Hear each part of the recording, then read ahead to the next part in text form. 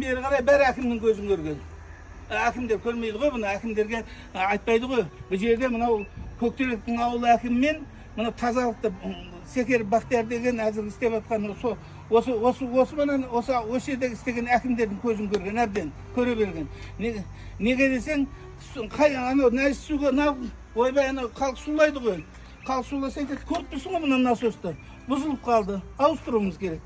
Сол үшін әзге ағызып қойдық дейді. Бұл насостың негізгі қызметі көзі қойып қойған. Бұл негізгі қызметі, бұл айтады ширма, макет. Мына тұрады осы жерде.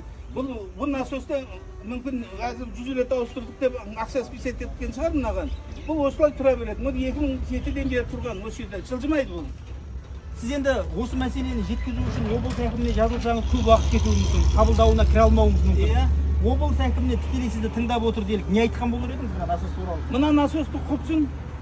Мына насосты құртсын. Мына насосты металлонға өткізсін, болмаса құртсын. Мынау бірінші осы ширмасы осы бұл жердің. Болды. Мына жерде 3 адам істейді, ол 3 адам білмеймін. 100 мың сом ба, 150 мың сом ба айлық алады. Одан басқа бұл жерде затрат жоқ.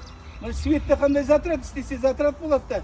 Ал енді осындай адамдар келіп келгенде дыңылдап істеп тұрады. Ол аяғын бәрі тесіп аға береді жолдарға. Мәселенің түйіні осы насос болып тұр ғой. Мәселенің түйіні осы насос болды. Ол сендер оны аяқты, мыняқты не қылады? Оның бәрі түйіні осы.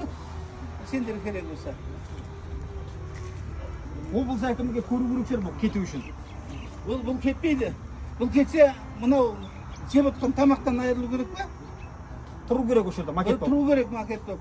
Келеді өзің сияқты журналистер. Айтады, мен насос әкелдік, ремонт қылып жатырмыз дейді. Сол үшін ағызып қойғанбыз дейді. Мені басы осы, одан басқа ешнәрсе жоқ. Міне анаяқтан ки бұрын санаторий Арман санаторий Сарыағаш болатын. Соның суының өзі анаяққа көлдеп тұратын кейбірде да. Кімнің басы жетіп қойды екен мына? Енді бұған гений болу керек қой. Гений адамдардың ойлап тапқан несі.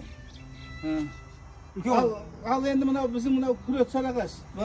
Күрет Сарыағашқа суы жақсы болған екен, сипалы болған екен, бүкіл Қазақстаннан баяғы Совет өкіметі уақытында Турсковецкий мен Сарыағаш аты шыққан жер еді.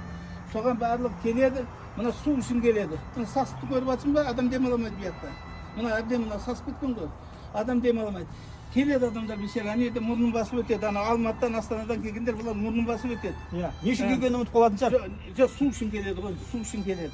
Сөйтеді де жаңағыдегі міне Совет өкіметінде қазір мынау рахмет енді мынау бәріне күйе жағуға болмайды. Ауданның әкімі, облыстың әкімі қанша реттеліп жатыр ғой, газдар барып жатыр, сулар барып жатыр. Ал бірақ мынау Көктеректе еш нәрсе өзгеріс болған емес. 2007-де осы анау Ташкентке жүретін көше сол бір рет істелді мынау, оны кетіп отыр ғой мәшине.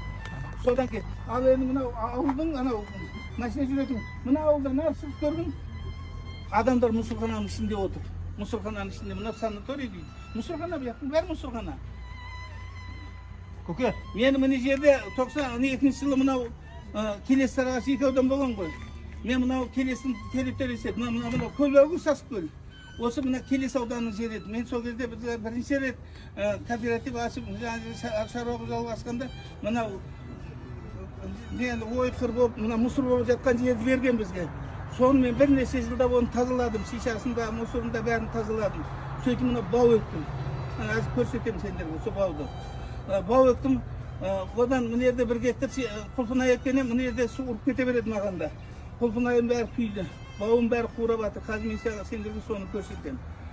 Мен бұған, менің ойым, ақымақ ойым, осынша жылдың, 25 жылдың ішінде осы жерде туризмді дамытам деп мен мына жердің бәрін тегістеп жүрсем, бұлардың ойы, ана менің жерімді алып, аламайды ғой менің жерімді, қайтып алады. Аренда емес, жеке меншік жер, соны жылжытып, ләжім болса суды сояққа ағызу керек екен бұлардың мақсаты.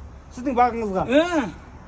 Ал сол мен мынау әзір блогерлер келіп осы жердің ені түсініп жатыр бұлардың мақсатын. Көке, бір сұрақ. Мәселен, жылдан жылға санаторияның саны артып келе жатыр, бірақ канализация жүйесі дұрыс жөнге қойылмаған. Артыңызда салынып жатқан санатория, мәселен, әкімнің, бізге жеткен ақпарат бойынша әкімнің қызының жері деп айтылады екен мына жер, мына санатория. Ертең осының бәрі ертең сіздің бақшаңызға қарай, былай қарай ақпа ме ертең бөлеп? Аға береді ғой. Бұлар әкімдер ғой. Аспанда Құдай жерде әкім болып тұрған заман ғой қазір. Сонда бұларға заң жүрмей ма? Заң жүрсе осындай бола ма? Қараса, ана жерге 500 метр. ана қоршап қойған бәрі көріп түсір ана жерін. 500 метр жылға озелененің уақытында көшедегі еді.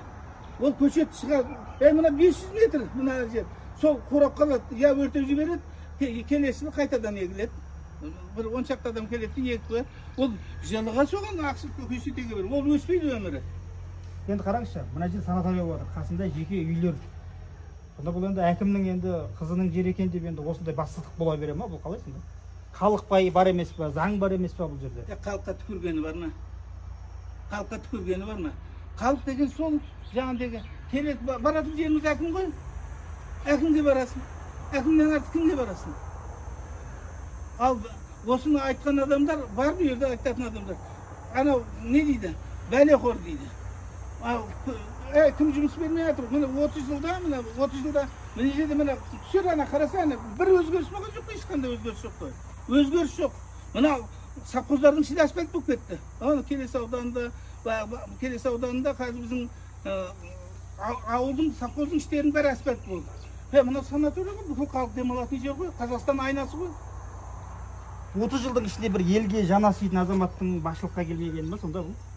Енді басшылыққа келсе көрініп тұр ғой, фактінің нәресі тұр ғой. Міне мынау сол даудың басы осы, осы мен 2007-ден бері тұр. Мен бұларға айттым. Мен анау шаруа қожалықта істегеннен кейін мен насосым бар еді. Ана итальянский насосым 35 гектар суаратын. Мен айттым, сендерге берейін дедім. Сендер жақ қиналған екенсіңдер дедім. Мен тұр, насосым тұр міне деді. Бергем, мынау не дейді? Халық үшін қойшы атасына елге керек екен ғой. Мен не қылам бұны ұстап отырып деп бергем. Жоқ, оны қоймайды. Ол неге десең, мына кетіп жатқан каналдың суын артқа тартып алатын насос. Мощності мынандай да, жаңағыдегі суды бір 300 километр жоғары тастап беретін. Оны берсеңіз мына макет жарамсыз болып қалады ғой. Ол сол мен айттым да, мына насос қойыңдар, бір күнде тарта сейсемейсің ба? Нағып бүйтіп өзі қиналбасыңдар сен. Ойлан, жоқ бізге керек емес дейді. Сөйтсем, оның аяқты тартатын жоқ қой. Мына шұңғырының өзі толып қалған екен, әлі күн неше күннен бері ана тартып жатыр. Ішінің бәрі ұйыққа толып, мына баяғы істеген ұйыққа толып қалған ол. Ол прямой ағып жатқан ғой. Не дейсің бұған?